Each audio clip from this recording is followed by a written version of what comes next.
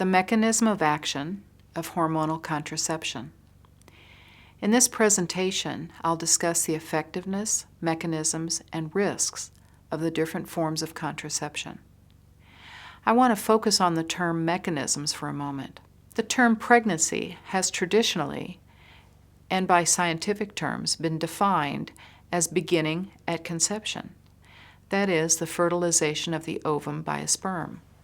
However, in 1965, the American College of Obstetrics and Gynecology adopted a new medical term which differed from the scientific term of pregnancy. ACOG declared that a pregnancy begins upon implantation. This refers to the implantation in the uterus by the embryo and the beginning of the development of the placenta, which will nourish the embryo and the fetus.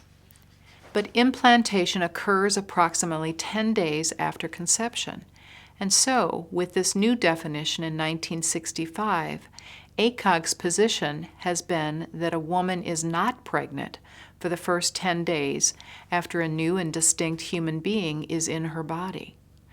By adopting this new definition, ACOG was taking the position that since there was no pregnancy for the first 10 days of life, therefore, any destruction of the embryo prior to implantation was not a termination of pregnancy. The third mechanism is the one that the pharmaceutical industry and medical societies don't like to acknowledge.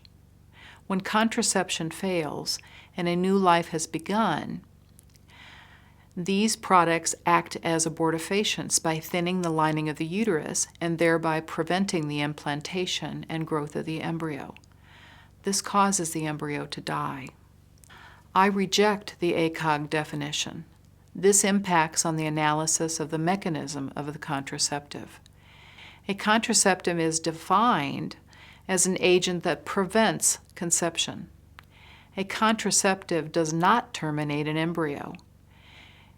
If any product causes the death of an embryo after conception, whether it's before or after implantation, that product is an abortifacient. And whether the synthetic hormones prevent conception or act as an abortifacient by preventing implantation of the embryo is an important issue for many women.